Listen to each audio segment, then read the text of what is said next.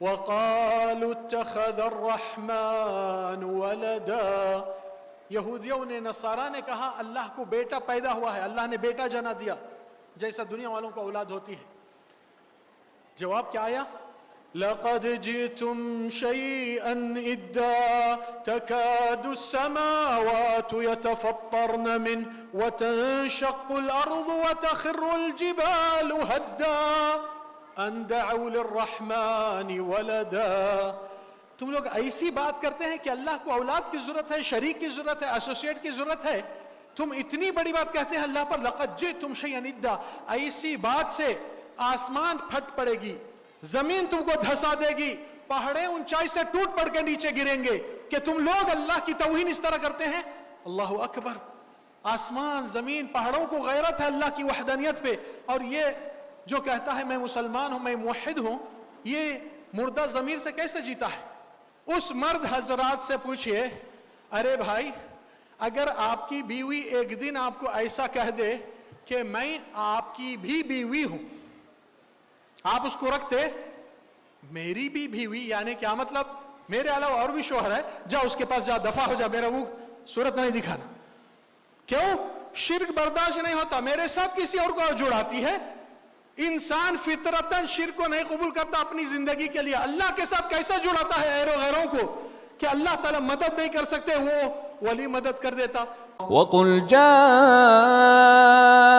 الْحَقُّ وَزَهَقَ الْبَاطِلُ إِنَّ الْبَاطِلَ كَانَ زَهُوقًا۔ سب کی خوش آمدید کرتے ہوئے اللہ سبحانہ وتعالیٰ کے کرم اور احسان کو اقرار اور اعتراف کرتے ہوئے، جس نے آپ کو اور ہم کو اس ذات الہی کی محبت میں ملایا ہے اور اس کے ذکر الہی کی رغبت میں ہمارے دلوں میں شوق اور ایک جذبہ پیدا کیا ہے کہ اللہ تعالی ہم کو اور آپ کو صراط مستقیم پہ آراستہ کرے، ایمان کی ثابت قدمی عطا فرمائے، ایمان سے ہمارا آپ کا خاتمہ کرے۔ اللہ ہمارے اور آپ کے ہر نیک صالح عمل سے اور ہماری اس ملاقات سے خوش اور راضی ہو جائے اور آپ پر اس کے عفو نامہ اور درگزری پیش فرمائے۔ موضوع کیونکہ بہت حساس ہے، میرے اس سفر میں آنے کے وقت کچھ حالات کے یہاں کے بارے میں معلوم کیا تو مجھے اس بات کا علم ہوا ہے، جس طرح ادارے کی محنت اور جستجو اور ماشاءاللہ مظاہرہ دیکھے ہیں، ایک بہت بڑی ذمہ داری آپ سب پر اور ہم پر بھی ہے، جس کے اندر کوئی گنجائش اور کمپرمائز کرنے کی مجال نہیں ہے۔ وہ ہے توحید کے علمدار اس زمین پر جو موحد اور رسالت توحید اور سنت نبی صلی اللہ علیہ وسلم کو اپنا کر اپنی ذمہ داری کھاندوں پر لے کر چلتے ہیں، ان کو نہیں چاہیے کہ اس مشن کے اندر کمزوری اور سستی اور خواہش پرستی آ جائے۔ وہ کیسے؟ سب سے بڑا حق اللہ تعالیٰ کا آپ پر اور ہم پر، ان یعبدوہ ولا یشرکوا بہ شیئا، اللہ تعالیٰ واحد لا شریک کی بندگی کیا جائے اور اللہ کے سوا کسی کو شریک اور دخیل نہ مانے۔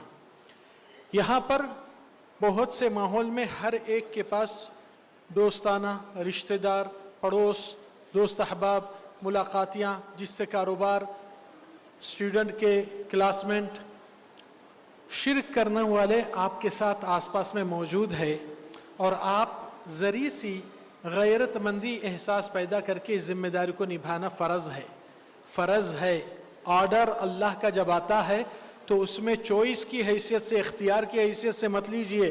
اللہ کا آرڈر یعنی کہ آرڈر، دنیا کا ہائی کورٹ کا آرڈر آتا ہے، لوگ اس کو اپنے آپ کو اس کے حوالے کر لیتے ہیں۔ یہاں پر رب العزت ذو الجلال کا وَقَضَى رَبُّكَ أَلَّا تَعْبُدُوا إِلَّا إِيَّاهُ، اللہ نے قضات فیصلہ کر چکا ہے پروردگار کہ اللہ کے سوا کسی کی بندگی نہ ہو، اور اس کے بعد والدین کے ساتھ حسن سلوک کیا کرو۔ تو کہنے کا مقصد یہ ایک فرض معاملہ ہے، اس میں آپ اور ہم زیادہ کوتاہی اور سستی اور کاہلی اور دیر کرنا کوئی ہمارے اور آپ کے فیور میں معاملہ ہونے والا نہیں، بلکہ ہمارے لیے پریشانی کا باعث ہوگا، کیونکہ اللہ تعالیٰ فرمائے وَقِفُوهُمْ إِنَّهُمْ مَسْئُولُونَ، ان سب کو ٹھہر کر روکایا جائے جب تک کہ ان سے پوچھ تاچھ اور سوال جواب نہ ہو، حساب نہ ہو۔ اب آپ لوگ اس چیز کی فکر نہیں کریں، زندگی میں دنیا والوں کے ساتھ جیتے جیتے ضرورت دنیا والے خواہش عیش و آرام دیکھتے ہیں، دکھاتے ہیں، اور اکثر آفت موبائل کے ذریعے سے لوگ اس کے سامنے جتنا لمبا سجدہ کرتے ہیں شاید اللہ کے سامنے اس کا پاؤ بھی نہیں کرتے ہیں، الا ماشاء اللہ۔ کہنے کا مقصد کہ یہاں پر آپ دیکھ سکتے ہیں کہ اللہ سبحانہ وتعالیٰ کی بندگی میں حق اور فرض اور آرڈر، کلمہ شہادت لا الہ الا اللہ، اللہ کے سوا کوئی برحق لائق عبادت نہیں۔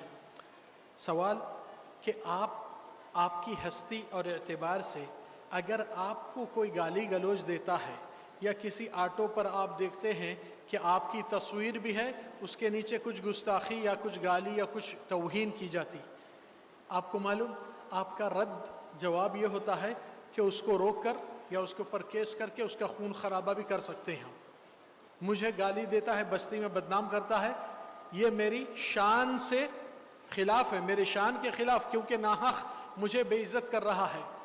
اور وہی آٹو پر اگر آپ دیکھیں گے KGN، اللہ تعالیٰ کے سوا کوئی دوسرے بندوں کو نوازنے والے اقرار کیا جا رہا ہے یا اللہ کے سوا غیر اللہ کی طلب کی جا رہی ہے، آپ کو کوئی پرواہ درد نہیں ہوتا ہے، نہ احساس ہوتا ہے کہ نہیں مجھے تو نہیں دیے نہ گالی، یہ اللہ کو گالی دے رہا ہے، نعوذ باللہ۔ تو پھر آپ کئی مومن ہیں، غیرت کہاں چلے گئی آپ کی؟ ایک غیرت ہوتی ہے، انسان اپنی بیوی کو بھی حجاب پردہ کرتا ہے کہ وہ میری بیوی ہے، کسی کی نہیں، تو اس کے اوپر اتنے پابندیاں اور محارم غیر محرم اتنا معاملہ آپ لے کے چلتے ہیں، تو یہاں پر اللہ کی توحید کی توہین ہو رہی ہے اور آپ کو ذرا بھی سر کا بال پہ ایک جو نہیں چلتی ہے سر پر۔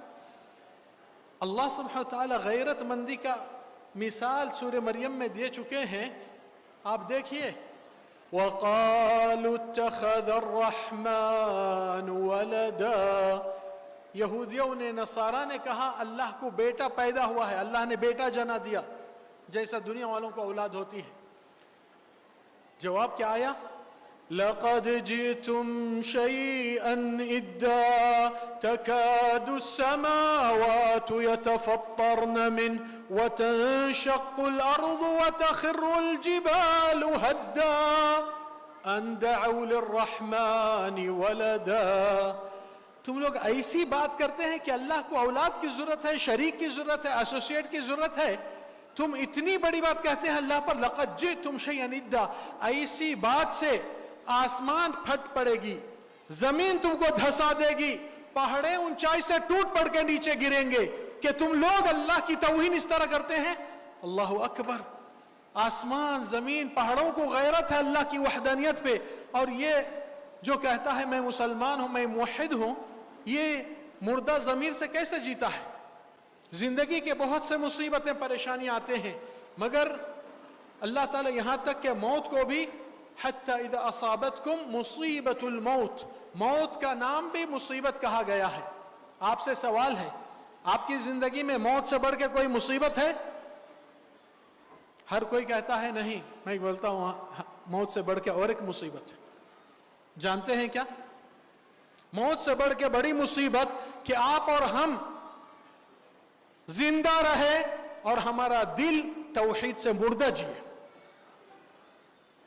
آپ اور ہم زندہ رہے اور ہمارے دل میں توحید مردہ جیے، یہ کوئی زندگی ہے؟ اللہ کی بڑائی کے لیے پیدا ہوئے، اپنی بڑائی میں مصروف ہو کر غافلوں کی زندگی مت جیے۔ یہ بہت ضروری ہے اپنے آپ کو احساس دلانا، کیونکہ کل کے دن یہ آپ کے آس پاس والے جتنے بھی ہیں کوئی ساتھ دینے والا نہیں، سب آپ کو دفن کر کے پلٹ جائیں گے۔ اور یہی چیز کے بارے میں اللہ سوال کرے گا کہ تو نے جب اللہ کے سامنے جھک کر سبحان ربی العظیم کہتا ہے رکوع میں، کیا تو نے اللہ کو رب عظیم مانا ہے سچ میں، یا جھوٹا دعوے دار تھا، زبان سے صرف کہتا تھا، پھر اللہ کی وحدانیت کے لیے ذری بھی تبدیلی نہیں آئی تجھ میں، کسی کو نصیحت نہیں کیا، کسی کو موحد نہیں بنایا، کسی کا شرک نہیں مٹایا؟ کیا یہود و نصارہ آ کر آپ کے ایمان کو، اسلام کو درست کریں گے؟ آپ کس کام کے ہیں؟ جنت پھگٹ میں نہیں ملے گی، بغیر مزدوری کے تنخواہ آپ نہیں دیتے ہیں۔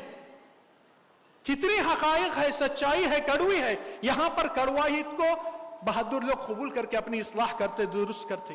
مشرک لوگوں کو توحید کی دعوت دینے کے لیے میں صرف چند پوائنٹ دیتا ہوں اور آپ اس پوائنٹ کو پہنچائیں گے، یقین مانیے مشرک خود پلٹ کر توحید پہ آتا ہے۔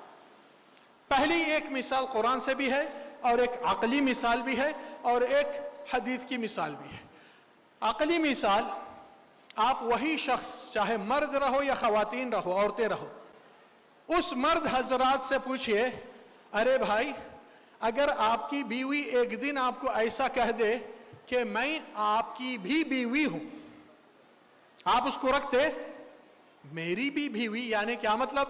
میرے علاوہ اور بھی شوہر ہے، جا اس کے پاس جا، دفع ہو جا، میرا منہ صورت نہیں دکھانا. کیوں؟ شرک برداشت نہیں ہوتا، میرے ساتھ کسی اور کو جڑاتی ہے. انسان فطرتاً شرک کو نہیں قبول کرتا اپنی زندگی کے لیے. اللہ کے ساتھ کیسا جڑاتا ہے غیروں کو کہ اللہ تعالیٰ مدد نہیں کر سکتے، وہ ولی مدد کر دیتا، وہ ان کے فیض عام سے ہم کو مدد ہو جاتی. اللہ تعالیٰ فرمائے الیس اللہ بکاف عبدہ، کیا اللہ اپنے بندے کی مدد کرنے کے لیے کافی نہیں؟ اللہ کو جو کمزور سمجھا وہ کتنا کفر کر چکا ہے یہ بندہ. سجدے میں جاتے ہیں سبحان ربی اللہ اعلیٰ، اللہ تو میرا رب اعلیٰ ہے. اعلیٰ ہے تو پھر رب اعلیٰ کے لیے کچھ کوشش کی ہے؟ آپ صرف اپنے آپ کو اعلیٰ سمجھتے ہیں، آپ کے لیے گالی گلوچ برداشت نہیں اور اللہ کی توہین ہوتی ہے اور آپ کے دل میں غیرت نہیں. کئی کا مومن ہے؟ کون سا موحد ہے جو آج توحید کو کمزور کرتے ہوئے شرک کو پھیلنے کی وجہ یہ نہیں ہے کہ شرک کرنے والے زیادہ ہے، مگر حق جان کر خاموش بیٹھنے والے اس سے زیادہ ہے. آپ کی بزدلی اور آپ کی کنجوسی جو اپنے دین کا حق دینے میں، توحید کا تو حق دیجئے کم سے کم. کیوں؟ کیونکہ یہی غیرت مندی آپ کے دل کے احساس کو بتاتی ہے کہ دل میں آپ اللہ کے صحیح بندے ہیں یا اللہ کی بھی کوئی پرواہ نہیں آپ کے نزدیک. اس لیے نبی صلی اللہ علیہ وسلم کیوں فرمائے من رأى منکم منکرا فلیغیر، یہ محمد صلی اللہ علیہ وسلم کا فتویٰ ہے، کسی مدنی فاضل عالم کی نہیں. سن لیجئے فتویٰ کیا ہے. من رأى منکم منکرا فلیغیرہ بیدہ، تم میں جو برائی دیکھتا ہے اس کو چاہیے اپنے ہاتھ سے ختم کر دے اگر اس کی اتھارٹی صلاحیت ہے. آپ گھر میں برائی گناہ دیکھتے ہو، ہٹائیے. فَإِن لَمْ يَسْتَطِعْ، اگر اس جگہ پہ آپ کی صلاحیت نہیں، فَبِلِسَانِهِ، زبان سے سامنے والے کو آگاہ کرنا، بتانا کہ بھئی یہ غلط ہے، یہ حرام ہے، اللہ اس سے ناراض ہوتا ہے. فَإِن لَمْ يَسْتَطِعْ، اگر وہاں پر بھی کہنے کی مجال نہیں، آپ کی ہمت نہیں، فَبِقَلْبِهِ، دل میں کم سے کم اتنی نفرت کرنا کہ بھئی یہ لوگ اس مزار پہ جا کر اللہ کی بندگی، اللہ کی عبادت غیروں سے کرتے ہیں، اللہ کیوں حقدار نہیں بناتے ہیں؟ اللہ کے ساتھ غیروں کو کیا سمجھے یہ لوگ؟ اللہ کو کمزور یا اللہ کو ناقص یا اللہ تعالیٰ سے کام نہیں ہوتا؟ نعوذ باللہ. شرک کرنے والا، گناہ کرنے والا کیا کرتا ہے؟ کیا کہتا ہے عملی طور سے؟ کہ اولاد نہیں ہوتے ہیں کہ جاؤ فلان بابا کی درگاہ پہ بکرے کاٹو، 2-4 طواف کرو، ان کے نام سے نظر و نیاز کرو، اللہ کے سوا غیر اللہ کا جھنڈا گھر پر لگا کر مدد یا غوث اعظم شیخ عبد القادر جیلانی کی مدد طلب کرو. آپ سوچتے ہیں کہ یہ معمولی چھوٹی چیز ہے؟ زمین پر سب سے بڑا کفر اور شرک یہی ہے. اس لیے تو اس کے لیے آپ کا جینا مرنا، آپ کی محبت و احساس اور غیرت مندی آج سے پیدا ہونا ضروری ہے. یہ شرک کو دیکھے تو آپ گوارا نہیں کرنا دل میں کہ اللہ یہ کہتے ہیں اللہ تم ہمارے لیے ناچیز بیکار ہو گئے، دوسرے سب ایجنٹ ہے ہمارا کام کر دیتے، آپ کی ضرورت ہی نہیں. تو پھر یہ بندہ سجدہ رکوع نماز کیوں پڑھ رہا ہے؟ جب اللہ کا مقام ہی نہیں تو پھر اس کی کوئی اہمیت نہیں. آپ وہی بیوی سے پوچھئے، اگر بیوی سوچتی ہے کہ شوہر کہہ دے کہ بھائی میں ایک دوسری شادی کرنے والا ہوں، آپ پر ایک سوکن لانا ہوں، یہ سوکنوں کا رشتہ قبول کرتے ہیں؟ قیامت اٹھ جاتی آپ کی ہے اس دنیا میں. حقیقت ہے یہ فطری انسانی طور سے یہ شراکت کو کوئی قبول نہیں کرتا انسانوں میں. اور پھر حجت کیا کہتے ہیں؟ نہیں ہمارے باپ دادا غلط ہے. کیا اگر ہم چھوڑیں گے طریقہ، لوگ بولیں گے ہم باپ دادا کا طریقہ چھوڑ دیا، خاندان بھی پلٹ جاتا، ہمارا گراک، ہماری رشتہ داری کٹ جاتی. میرا ایک چھوٹا سوال ہے، آپ میں اگر حقیقت میں باپ دادا کا اتنا احترام اور اتنی عزت ہے، اگر آپ میں دم ہے، آپ کے باپ دادا جو کاروبار کر کے نقصان کر لیے زمینوں کا، پیسوں کا، کسی بزنس کا، آپ بھی وہی کاروبار کر کے نقصان بتائیے. کیا بولتے آپ؟ نہیں ہمارے باپ دادا کو کسی نے الو بنا دیا تھا، وہ بےخوفی کر لیے، ان کو نہیں معلوم تھا. اگر باپ دادا کا طریقہ دنیا کا نقصان کرتا ہے، ان باپ دادا کا طریقے کی ایسی کی تیسی، جنت کا نقصان ہو رہا تو بےخوف کیوں پیچھے جاتا ہے تو؟ اتنا عقل سمجھ نہیں؟ اللہ تعالیٰ اس کا جواب بھی دیا ہے قرآن میں، سورہ بقرہ آیت نمبر 170 پہ 170. وَإِذَا قِيلَ لَهُمُ اتَّبِعُوا مَا أَنزَلَ اللَّهُ، جب کہا جاتا ہے لوگ سے اللہ تعالیٰ جو حکم نازل کیا اس کی مانو، اللہ کے حکم کو آرڈر پہ چلو، جواب کیا دیتے ہیں؟ قَالُوا بَلْ نَتَّبِعُ مَا أَلْفَيْنَا عَلَيْهِ آبَاءَنَا، کہتے ہیں ہمارے باپ دادا کی پیروی کریں گے. ہمارے باپ دادا کا طریقہ ہم نہیں چھوڑ سکتے, خاندانی سلسلہ ہے. اس کے بعد جواب اللہ کا کیا آیا؟ اولو كان آباؤهم لا يعقلون شيئا ولا يهتدون. کیا اس کے باوجود آپ کے باپ دادا کو عقل مندی ہدایت نصیب نہیں ہوئی تو بھی آپ اندھا ان کے پیچھے جائیں گے؟ یہ جواب ہے اللہ کا. پھر اس کے ساتھ ساتھ ایک قرآنی مثال لے لیجئے, انشاءاللہ تعالی اس قرآنی مثال سے اپنی بات ختم کریں گے, 5 منٹ میں ختم کر لیں گے. آپ دیکھتے ہیں کہ لوگ اللہ کے سوا غیروں کی جو مدد طلب کرتے ہیں نا, انبیاء اولیاء کے نام سے. تھوڑا بھائی یہ توحید کا معاملہ ہے, ذرا غور سے سنیے. اللہ کے نبی صلی اللہ علیہ وسلم کو قرآن مجید میں آیت نمبر 214 پر حکم آیا ہے اللہ رب العزت کا. آپ قرآن کھول کر دیکھیے, رب العالمین نبی کو کیا خطاب فرمائے؟ فَلَا تَدْعُ مَعَ اللَّهِ إِلَٰهًا آخَرَ. اے محمد صلی اللہ علیہ وسلم, اپنے حل مشکلات کے لیے, انجائے حاجات کے لیے, ضرورات کی تکمیل کے لیے, مددگاری کے لیے, پالنہاری کے لیے اللہ کو پکارتے ہوئے کسی اور کو پکاریں گے, لَتَكُونَنَّ مِنَ الْمُعَذَّبِينَ. اے محمد صلی اللہ علیہ وسلم, آپ کو بھی ان کے ساتھ ٹھہرایا جائے گا جو عذاب میں ٹھہریں گے. اگر محمد صلی اللہ علیہ وسلم کے لیے خطاب ہے تو دوسروں کے لیے کہاں سے بخشش ہوگی؟ چلے اور ایک مثال لے لیجئے, یہ مثال سے انشاءاللہ بات سمجھ میں آتے ہیں. جس کو بھی سمجھانا ہے چاہے تو آپ اس کی ویڈیو بھی کلپ بنا کر بھیج سکتے ہیں. واقعہ نبی صلی اللہ علیہ وسلم کے زمانے کا, جو حدیث میں آپ کو سنا رہا ہوں. نبی صلی اللہ علیہ وسلم کے پاس ایک منافق کا سردار تھا, عبداللہ بن ابی بن سلول. وہ منافق کا سردار کا انتقال ہو جاتا ہے. انتقال ہونے پر ان کا بیٹا صحابی تھا, منافق نہیں تھا. وہ بیٹا آیا اور کہا, اے اللہ کے نبی, میں آپ کے سامنے 2 درخواست لے کر آیا ہوں. سنیے بھائیو, کیا کہہ رہا ہے یہ صحابی نبی صلی اللہ علیہ وسلم سے کہ اللہ کے نبی, میرے والد صاحب کا انتقال ہو گیا ہے, میں آپ سے 2 درخواست لایا ہوں. پہلی درخواست کہ اے محمد صلی اللہ علیہ وسلم, آپ جو قمیص مبارک پہنے ہیں آپ کے بدن پہ ہے, یہ قمیص مبارک میں چاہتا ہوں ابو کو کفن پہناؤں. اور دوسری درخواست, آپ خود تشریف لائیے, جنازے کی امامت کیجئے, محمد صلی اللہ علیہ وسلم کی امامت. نبی صلی اللہ علیہ وسلم گئے, اپنا قمیص مبارک اتار کر دے دیے, اسی میں اس کو کفن پہنایا گیا. پھر رسول اللہ صلی اللہ علیہ وسلم خود تشریف لائے جنازے کی نماز کی امامت کے لیے. اب محمد صلی اللہ علیہ وسلم سید الانبیاء, سید الاولیاء, سارے کائنات کے سرفہرست شخصیت ہے. ان کے ہی قمیص میں اس کو دفن کیا جا رہا ہے, کفن بنایا گیا, اور نبی صلی اللہ علیہ وسلم نماز جنازے کے لیے حاضر ہے. وہاں پر عمر فاروق رضی اللہ عنہ بیچ میں ٹھہر گئے اور کہنے لگے, اللہ کے نبی, ہرگز اس منافق پر آپ نماز جنازہ مت پڑھیے, نہیں تو سارے منافقین کی ہمت افزائی ہو جائے گی کہ ہم منافقت کی چال چلن کریں گے اور نبی کی دعا بخشش ہو جائیں گی. تو نبی صلی اللہ علیہ وسلم عمر کی رضی اللہ عنہ کی بات نہیں مانے اور آگے بڑھے, بولے, عمر آپ کون ہوتے مجھے روکنے والے؟ نبی صلی اللہ علیہ وسلم امامت کی ہے. اب جنازے کی نماز کی امامت محمد صلی اللہ علیہ وسلم, سید الانبیاء, سید الاولیاء. دعا کون کر رہے ہیں؟ محمد صلی اللہ علیہ وسلم. دعائے مغفرت, دعائے رحمت میت کے لیے, اور میت نبی کے قمیص میں کفن میں بنایا گیا ہے. آپ کو معلوم, نبی صلی اللہ علیہ وسلم اس جنازے کی نماز سے سلام پھیرتے ہی آپ قرآن کھول کر دیکھیے, آیت نمبر 80, سورہ کا نام سورہ توبہ. حکم کیا آیا جانتے ہیں؟ استغفر لهم او لا تستغفر لهم. اے محمد صلی اللہ علیہ وسلم, ایسوں کے لیے آپ مغفرت مانگے یا نہ مانگے, تستغفر لهم 70 مرة فلن يغفر الله لهم. اگرچہ اے محمد صلی اللہ علیہ وسلم آپ سید الانبیاء, سید الاولیاء, سارے کائنات کے اعلیٰ درجے کے ہستی ہونے کے باوجود اگر آپ 70 مرتبہ بھی مغفرت مانگیں گے, اللہ ہرگز معاف نہ کرنے والا. کس کی چلتی ہے؟ کون ان سے ادنا ہے؟ اب سوچئے, انبیاء اولیاء کے سرفہرست شخصی ہے, ان کا قمیص ہے, وہ خود جا کر ٹھہر کر دعا کر رہے ہیں. اللہ تعالیٰ بول دیا کہ 70 مرتبہ بھی آپ معافی مانگیں گے, اللہ ہرگز معاف کرنے والا نہیں.